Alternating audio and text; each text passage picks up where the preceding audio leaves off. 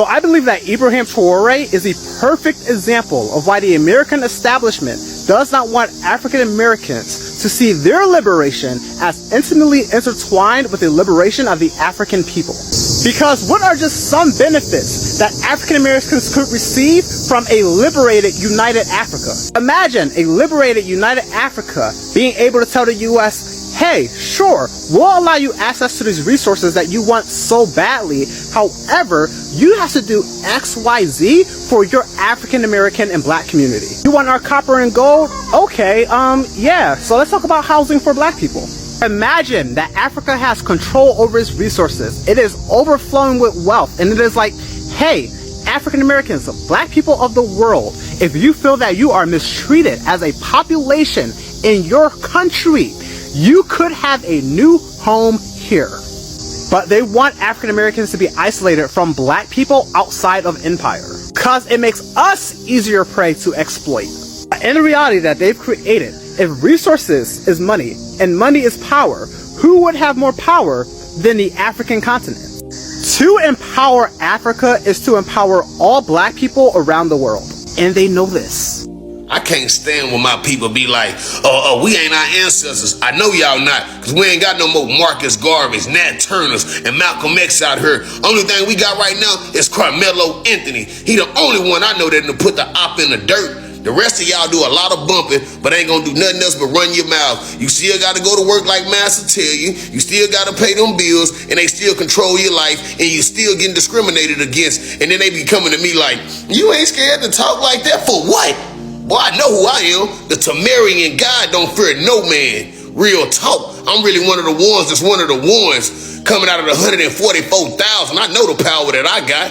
That's why I'm going to Dallas, April 30th. Don't meet me there, beat me there. And we gon', Africa. I'm rocking with y'all the long way, all the way from America. Because one thing about it, the only way to wake my people up is I got to touch their souls. I got to say things that make them feel some type of way and make them wish that they could be this real. Because at the end of the day, all they doing out here in Texas and America, period, we harming each other. Ain't nobody fighting a real enemy. But guess what? I ain't scared of that devil. And the devil know I'm not scared of him. And he know that God gave me some powers to be able to handle his ass too. So at the end of the day, meet me there at Dallas City Hall, April 30th, man. We standing up for the president, you hear me? Of Africa, a real president, where they got free health care, where they get free medicine, they getting free education, something that we'll never get. Even they prisoners are turning into farmers, and they getting 3 months served for 1 month worth of working right there. He's changing the whole Africa. I can't wait till it be the United States of Africa. Because one thing about this chessboard we've been playing on, we've been asleep on this side. But boy, when we wake up and we unite, game over.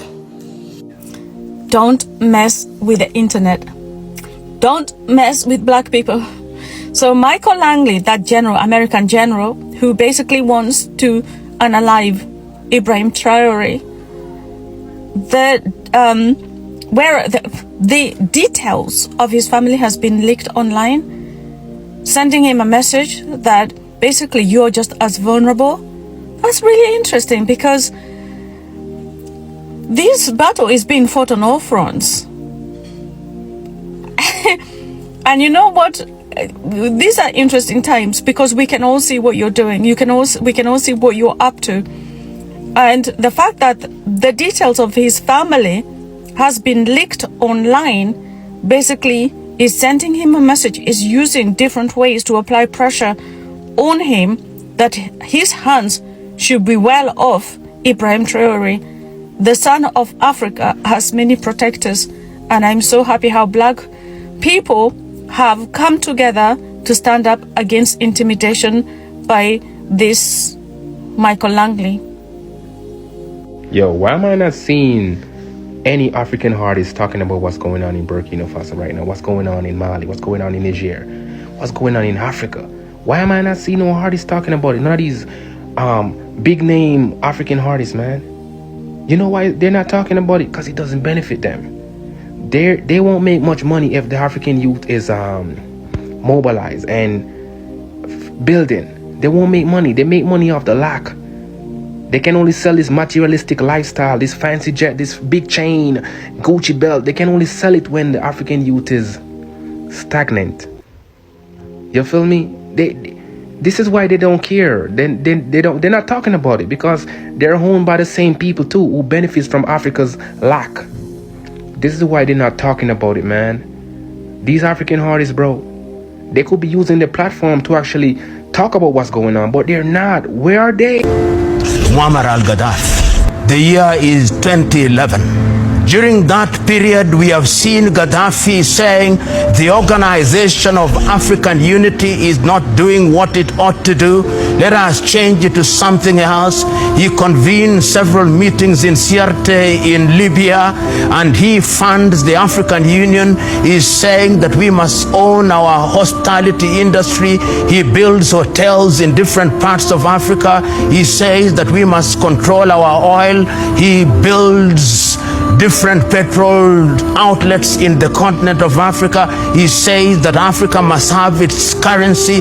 He says that Africa must be free, and they say that Gaddafi must die. Recently, the president of Uganda, Yoweri Kaguta Museveni, narrated to the world why and when African leaders were prepared to fly to Libya to mediate, they were stopped by NATO, and they were not allowed to go to Tripoli in Libya because NATO had taken the decision that Gaddafi must die. And Gaddafi died. And when Gaddafi died, we now know the state of Libya. We have different governments in Libya, and Libya is not the same again. The resources of Libya are being exploited.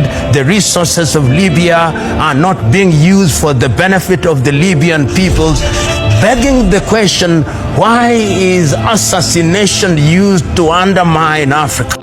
Uh-oh, I know y'all knew this video was coming. See, it's the Uncle Tom and Uncle Ruckus sellouts like this man right here that's been over there married to this white lady in France all this damn time, and they gonna go against the grain on your own kind, all because he ran them colonizers up out of there, all because he stood up and made France go back home, and now you want to kiss their ass because you married to a lady from France. Don't nobody respect nobody like you, man. You are what Africa do not need. You are not a leader. You are a sellout, my guy, and we don't respect you out here. And when I come to Africa, I hope we overthrow you too, because you don't deserve to be the president anywhere in the world. You ain't nothing but a peasant to them motherfucking France people, man.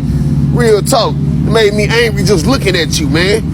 You hate to see another great black man in power, another black man that they actually respect, somebody that is doing great things, that is actually changing the way of African nations have been running all these years. I cannot stand you, buddy. And one thing about Traore, he gonna keep surviving in those attempts, but after a while, it won't be no more attempts once we start getting rid of the cowards like you and that.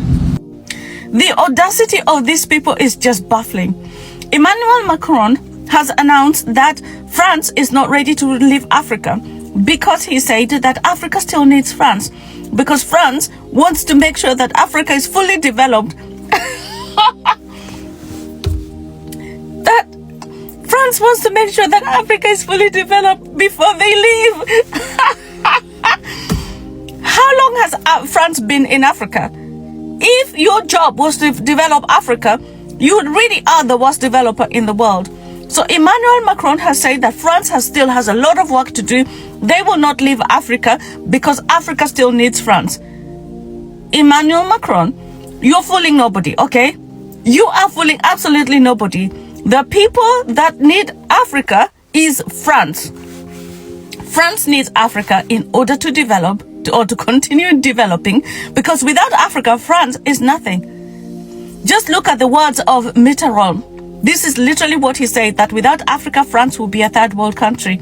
And now, because France has been kicked out of Africa, guess what's happening? France has realized they've got no more, they've got nowhere else, nobody else to exploit. They have nobody else to milk.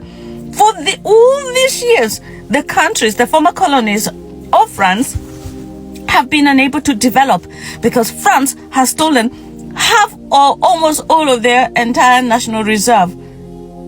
And he has the audacity to continue on this line. You're fooling nobody, Emmanuel Macron. Okay? Go back to your country and look at the drawing board. Start again. Africa started producing leaders that one cannot recognize. How many of you will forget Jean Bedel Bokassa of Central African Republic? That man who murdered little children in the streets because they did not buy a uniform from his wife. That's Ja Bedel Bokas. How many of you will forget Mobutu Sese Seko Kukumbendu Wanzambanga? Who can forget Idi Amin of Uganda? Who can forget Mengistu Haile Mariam of Ethiopia? European musicians who had a little sense of guilt came to perform in Africa, Bob Geldof, to free the Ethiopians out of hunger. There was no hygiene in our politics.